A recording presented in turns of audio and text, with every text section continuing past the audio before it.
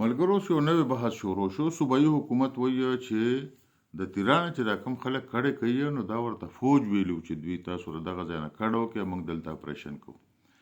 او نن بیا د پاکستان د اطلاعات او وفاقي وزارت د دې خبرې سپیناوي وکړه چې وروره فوج خو چاته نه دي ویلي چې تاسو دې ځای نه کډې وکړئ، موږ خپل هدفي عملیات کول او موږ خپل روانو.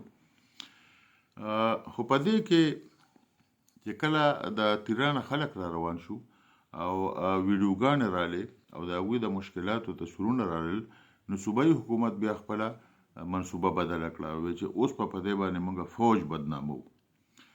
اصلي مسله دا وه چې په دغه ځای کې چې کوم خلک اوسېدله په تیرا کې، نو هغوی د ترهګرو نه ډېر زیات تنګ وو او هغوی به دې مار په هغوی باندې جرګې کولې چې یاره تاسو له دې ځای نه لاړ شئ، ځکه چې امنیتي ځواکونو تاسو په خپلو کې ونښلئ نو بیا پکې زموږ هم ډېر لوی تاوان کېږي.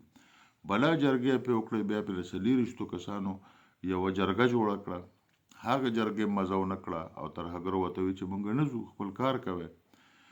بیا هغوی افسرانو سره هم رابطې وکړې، هغوی ته هم ووایي چې یاره طالبان خو نه ځي، موږ څه چل وکړو. نو هغوی ورته وایي چې موږ خو هم څه چل نه شو کولی، موږ خو به هم هدفي عملیات کوو او کوشش په دا کوو چې د کم نه کم نقصان پکې وشي چې تاسو ته پکې څه تاوان درونه رسي.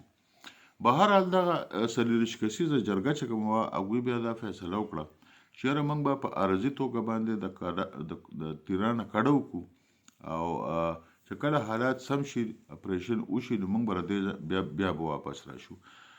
او په دې سلسله کې ورسره د ضلع خیبر ډیپټي کمشنر باقاعده معاهده وکړه چې تاسو له به دونه پیسې موږ راتلو درکوو، دونه به درله راتلو درکوو، بیا که ستاسو کور ته تاوان رسېدلي د هغې پیسې به بیا درکوو، د ټرانسپورټ پیسې به بیا درکوو. د دې ټولو هر څه معاهده ورسره وشوه. د هغې نه پس بیا دغه د تیرا خلک په خپله په رضاکارانه توګه دې ته تیار شو چې موږ ځو لاندې او بس تاسو چې کله اپریشن مکمل کړئ بیا به موږ واپس خپلو علاقو ته لاړ شو. هغه ټول اګریمنټونه هم په ځای باندې پراته دي. نن د خیبر پښتونخوا سهیل افریدی راپاسي او هغه په فوج باندې الزام لګوي چې یاره فوج دا خلک کډوال کړه او اوس د دونه مشکلاتو سره مخامخ دي. دا اصلي ذمواري خو د صوبایي حکومت وه. لومبۍ خو ګوره صوبایي حکومت دونه د غفلت نه کار واخیسته چې دا کډوالې په کار دي چې د اوړي په موسم کې دغه ځای نه راوښتو. نو هغوی دا مسله ځانډوله او جمعې ته یې مسله ورسوله. نو په جمعې کې خو د ترهګرو پر ضد په تیرا کې اپریشن هم ګران کار دی، ځکه چې تشه واورئ. نو فوج ته مشکلات جوړ کړه او دلته کډوالو ته مشکلات جوړ کړه.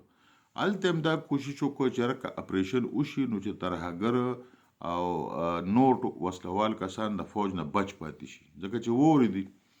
او دلته دوی هم په مشکلاتو کې واچوله چې دوی اوس په دې وورو کې کډې راوړي. ښه که دوی وایي چې دا د دې اجازت موږ نه دی ورکړی، ستا ډیپټي کمشنر ورسره لیکل کړي دي او ستا ډیپټي کمشنر ولې اجازت ورکړی دی، ځکه چې د پېښور چارواکو دا وی که د ضلع خیبر پوله خو پېښور سره لګي او تیرا هم د پېښور نه ډېره لرې نه ده، دا خو بیا د پېښور امنیت هم ګواښي. لہذا دا 4 رجسټریشن سنټر یې ولې تاسو بیا راسره لپاره جوړ کړئ. صوبایي حکومت که تاسو وایئ چې موږ ته نه یو خبره، تاسو ولې 4 ارب روپۍ د کابینې نه څنګه منظور کړه که تاسو وایئ چې موږ ته نه یو خبره. دا یو په سوچا ساچا منصوب باندې بالکل لکه یو سوچا سمجا منصوبه دوی جوړه کړه چې یاره موږ به یو خوا په داسې موسم کې په د ترهګرو باندې دا فوج ورواچو چې د اپریشن کېدل به ډېر سخت شي، او دویم به موږ په داسې موسم کې دا کډواله لاندې را خطا کو چې دوی د وورو سره مخامخ شي. اوس هم لګیا دي د پاکستان د فوج ځوانان. سهیل افریدی خو په سوات کې ګرځي او په نوخار او مردان کې ګرځي. د فوج ځوانان دغلته لګیا دي، د خلکو ګاډي د وورو نه هم راوباسي، خلکو سره مرستې هم کوي، خلکو له تیارې ډوډۍ هم ورکوي او خلک لګیا دي هسپتالونو ته هم رسوي. اوس هم لګیا دي د فوج کار دغه ځای کې ټول د ریسکیو ټول کار چې کوم دی هغه فوج کوي. خو زه په دې خبره نه پوهېږم چې په دې یوه خبره باندې ته دونه سیاست کوې. د سیاست لپاره خو نور هم ډېرې خبرې دي.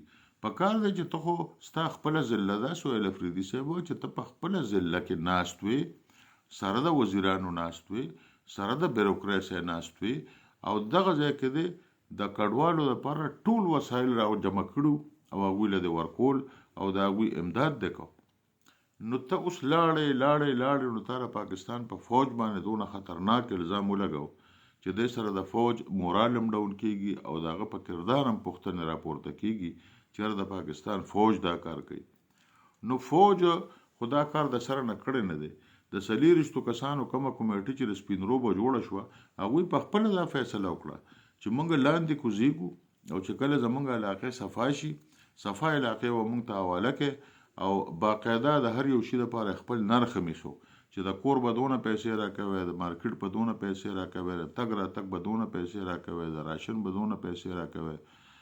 ټول معاهده وسره د ضلع خیبر ډیپټي کمشنر او ټول انتظامیه سره تر رسولې وي. نو د ضلع ډیپټي کمشنر یا د ضلع انتظامیه چې کومه ده دا د صوبایي حکومت نه بار ده. دا هم د صوبایي حکومت محکمه ده کنه بل چا خو نه دی کړی. بیا را 4 ارب روپۍ چې تاسو منظورولې د کابینې نه د سهیل افریدي نه زه تپوس کوم نو دا هم د څه لپاره منظورولې خو تاسو ته پته وکړه چې کډه کیږي او په دې باندې پیسې لګي. رجسټریشن سنټرونه چې تاسو قایموله نو چې تاسو ته نوې خبره نو دا رجسټریشن سنټرونه هم د چا لپاره قایموله نو دا نه دی پکار. فوج زمونږ یو ډېره مقدسه اداره ده. ګوره په فوج باندې داسې ګزارونه تاسو کوئ چې باقي تاسو هغه اخري لمحو ته ورسېدئ. یعنی څه ووایم که دونه صبر په یو ملک کې بلې یوې پارټۍ ته موشي لکه څونه صبر چې تاسو ته وشو چې تاسو په هر اړخه باندې د فوج د بدنامولو کوشش وکړو. او نن خو په د خیبر پښتونخوا وزیر اعلی سهیل افریدي دا الزام هم ولګو چې 3 فیصلې شوي دي چې یا خو به سهیل افریدي نه راځي یا به مونږ د حکومت بدلو او که دغه مونږ شو نو بیا به ما وجني. ډایرکټ الزام په ډي جی اس پی آر باندې ولګو چې را دې به ما وجني په اخر کې. اوس د دې لپاره یوازې الزام خو نه دی کنه ثبوت هم پکار دی چې ورکې چې هغه ته ولې وجني. نو دونه کاواکه خبرې وشوې او د فوج دونه بدنامي روانه ده د پاکستان تحریک انصاف په لاس باندې او هندوستان مو ته لاسونه پړقوي او طالبان مو ته لاسونه پړقوي چې زنده باد.